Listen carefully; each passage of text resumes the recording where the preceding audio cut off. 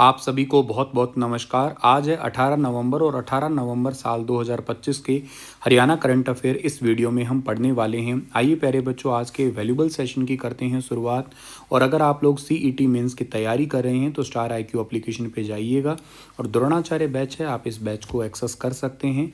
अगर आप लोग तैयारी कर रहे हैं केवीएस एनवीएस के सीरियस एस्पिरेंट हैं आप लोग, तो उसमें आप लोगों को जीके देखने को मिलेगा और के साथ साथ आप लोगों को वहाँ पे देखने को मिलेगा कंप्यूटर सब्जेक्ट। इन दो सब्जेक्ट के लिए स्पेशल बैच है आपका स्टार आईक्यू एप्लीकेशन पे, अध्यापक पथ प्रदर्शक बैच।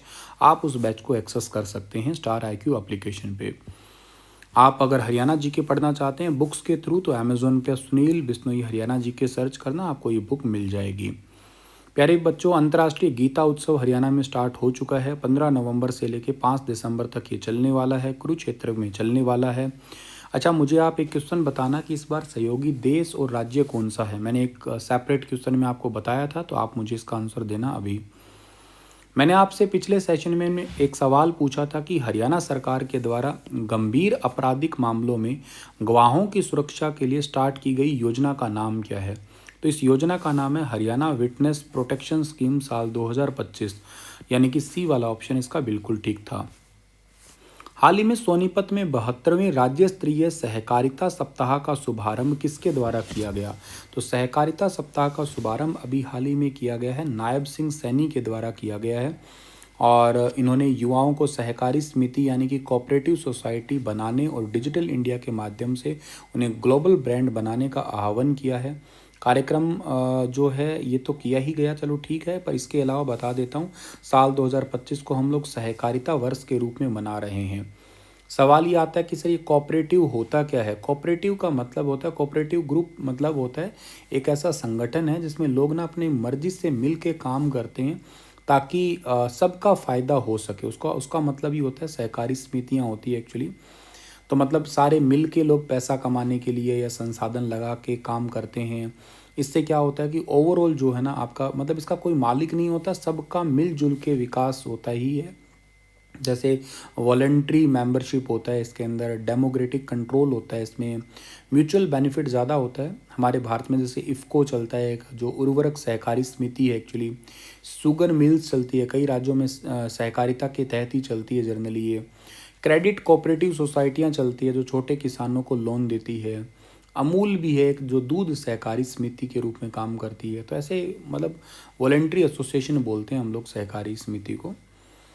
दादा कुशल सिंह दहिया जी की 350वां बलिदान दिवस किस योजना के अंतर्गत राज्य स्तरीय समारोह के रूप में मनाया जा रहा है। इस योजना का नाम है संत महापुरुष सम्मान एवं विचार प्रसार योजना। देखो, ये तो अभी रिसेंटली सेलिब्रेट किया ही गया था और हरियाणा के अंदर ये सेलिब्रेट किया गया था सोनीपत के अंदर, ठीक है। और अभी महाराजा सूर सिंह सैनी जी का भी राज्य स्तरीय समारोह हरियाणा के महेंद्रगढ़ में हुआ है। तो संत महापुरुष के जो वाणी है, विचार है, उनको लोगों तक बेसिकली डिस्ट्रीब्यूट करने के लिए संत महापुरुष सम्मान एवं विचार प्रसार योजना के तहत दादा कुशाल सिंह, यहाँ कुशाल लिखा हुआ, कुशाल सिंह, दादा कुशाल सिंह दहिया जी का 350वां बलिदान दिवस पे ये प्रोग्राम यहाँ पे आयोजित किए गए थे हरियाणा में। हाल ही में हरियाणा के किस फिल्म को कोलकाता इंटरनेशनल फिल्म फेस्टिवल में चयनित किया गया है जिसका निर्देशन योगेश वत्स ने किया है, जो कि दक्षिण हरियाणा के ग्रामीण जीवन पर आधारित है। तो मूवी का नाम है धुंध।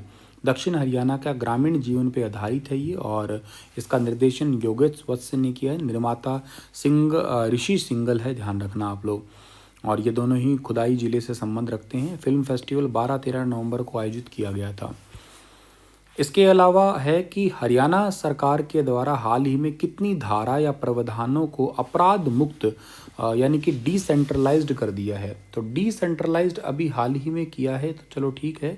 अब डिसेंट्रलाइज्ड कर दिया है, अपराध मुक्त कितने को किया है। तो अभी रिसेंटली 164 को किया है। हरियाणा के राज्यपाल असीम कुमार घोष ने एक महत्वपूर्ण अध्यादेश को मंजूरी दी है। इसके चलते हुए 17 डिपार्टमेंट से संबंधित 42 राज्य अधिनियमों में बदलाव किया, 164 प्रावधानों को अपराध मुक्त कर दिया है। पहले तो आपको समझना है कि ये प्रावधान होते क्या हैं, प्रोविज़न क्या होते हैं। इसका मतलब होता है कोई नियम या धारा है जो किसी कानून में लिखी हो। जैसे हेलमेट न पहनना एक टाइप का प्रावधान में लिखा होगा, और गंदगी फैलाना एक टाइप का कोई प्रावधान में लिखा होता है ऐसे। अपराध मुक्त होने का मतलब ये होता है कि इस पे कोई कोर्ट केस नहीं चलेगा। डिसेंट्रलाइज मतलब अब इसे अपराध माना ही नहीं जाएगा, वैसे जेल नहीं होगी, फाइन नहीं लगेगा, कोई ऐसा कुछ नहीं होगा छोटी मोटी गलतियों के लिए। हरियाणा सरकार ने 17 विभाग से जुड़े 42 कानूनों में बदलाव किया। इसमें 164 जो रूल्स ऐसे थे जिनको अपराध नहीं माना जाता था, मतलब अब 164 गलतियों को अपराध नहीं माना जाएगा।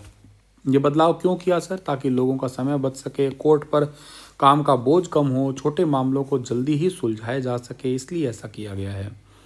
ये बदलाव जो है ना किस कानून की तर्ज पे हुआ है? तो जन विश्वास अधिनियम 2023 की तर्ज पे हुआ है। जन विश्वास एक्ट जो है ना लॉ को आसान बनाने के लिए सेंट्रल गवर्नमेंट का कानून है एक्चुअली ये। मतलब छोटे नियमों में कोर्ट जेल से हटा के फाइन ही लगाया जाएगा।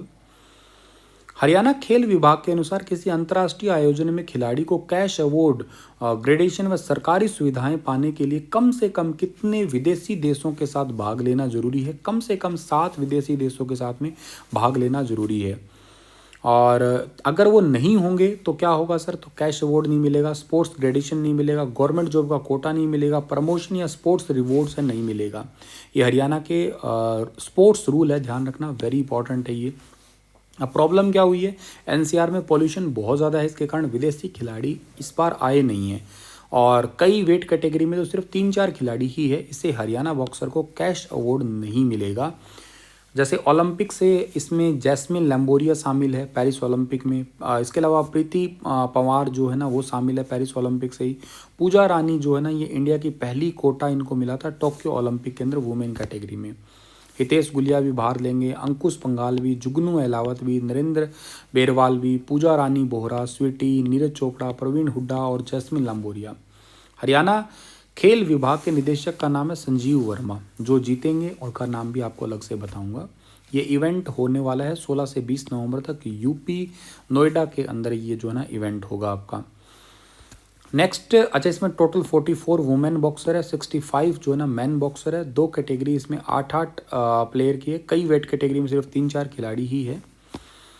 फरीदाबाद के सूरजकुंड में आयोजित उत्तरी क्षेत्रीय परिषद नॉर्थ जोनल काउंसिल की 32वीं बैठक कहाँ की अध्यक्षता किसने की है? इसकी अध्यक्षता की है अमित शाह जी के द्वारा। ये कार्यक्रम सूरजकुंड फरीदाबाद के अंदर हुआ था। उत्तरी क्षेत्रीय परिषद की 32वीं मीटिंग थी ये। अध्यक्षता भारतीय गृह मंत्री अमित शाह जी के द्वारा की गई है और इसमें मुख्यमंत्री जी के द्वारा, हरियाणा के मुख्यमंत्री जी ने उपाध्यक्ष की भूमिका निभाई। ये मीटिंग में जो ना शामिल हुए थे पंजाब के मुख्यमंत्री भगवंत मान, हिमाचल के सुखविंदर सिंह सुक्खू, जम्मू कश्मीर के उमर अब्दुल्ला और राजस्थान के भजनलाल शर्मा, दिल्ली की रेखा गुप्ता। तो ये पंजाब हरियाणा के गवर्नर और दिल्ली जम्मू कश्मीर के गवर्नर जो है ना वो भी इसके अंदर शामिल हुए थे। मतलब एक तो पंजाब हरियाणा पंजाब के गवर्नर हो गए, पंजाब के भी, हरियाणा के भी, दिल्ली के भी, जम्मू कश्मीर के, लद्दाख के भी। हरियाणा के मुख्यमंत्री ने इस मीटिंग में मुद्दा उठाया था पीने के पानी का। मतलब हर राज्य को उसके हिस्से का पानी मिलना चाहिए और हरियाणा दिल्ली को उसके हिस्से का पानी देता ही है। एसवाईएल नहर नहीं बनी है इसके कारण। पंजाब यूनिवर्सिटी जो है ना ये कुछ कॉलेज को पंजाब यूनिवर्सिटी से जोड़कर दोनों को लाभ पहुंचाना चाहता है। तो इसके कारण, और बच्चों की सुरक्षा, नए कानून लागू होने पे पॉस्को के मामलों में तेजी से जो ना निपटारा हो रहा है, ऐसा हरियाणा के मुख्यमंत्री जी की बातें थी। वैसे क्षेत्रीय परिषद होता क्या है? ये जो आपका जोन होता है, नॉर्दर्न जोन होता है, ये केंद्र सरकार की ओर से 5 क्षेत्रीय परिषद में से एक है और ये परिषद केंद्र और राज्यों के बीच में कम्युनिकेशन बढ़ाने और के साथ साथ जो है ना फाइनेंशियल स्टेबिलिटी के लिए ही होता है। इसमें बैठकें होती हैं आमतौर पे सदस्य राज्य या केंद्र शासित प्रदेश की बारी बारी जो है ना मीटिंग इसके अंदर होती रहती है, बैठकें होती रहती है। इस बार की अध्यक्षता भारतीय गृह मंत्री अमित शाह जी ने की थी। इस बैठक में आर्थिक विकास, जल बंटवारा, सीमा विवाद, बुनियादी ढांचा, सड़क और रेल, बिजली डिपार्टमेंट और सिक्योरिटी, पर्यावरण और सैन्य अंतर्राज्यीय मुद्दों पर चर्चा होती है। वैसे साल में 1 या 2 बार मीटिंग होती है और पिछली मीटिंग 27 सितंबर 2004 को अमृतसर पंजाब में हुई थी। और उत्तरी क्षेत्रीय परिषद के मेंबर कौन है सर? हरियाणा भी है, हिमाचल भी है, जम्मू कश्मीर, पंजाब, राजस्थान, दिल्ली, चंडीगढ़ और लद्दाख जो है ना यहाँ से लोग शामिल हैं इसके अंदर। ये टोटल मतलब राज्य या क्षेत्र शामिल है कह लो आप लोग। केंद्र शासित प्रदेश 2019 के बाद जोड़ा गया था।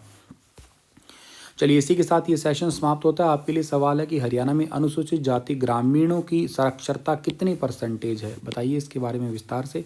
कल फिर हाजिर होता हूँ लेटेस्ट अपडेट के साथ। तब तक अपना ख्याल रखना। सभी को राधे राधे।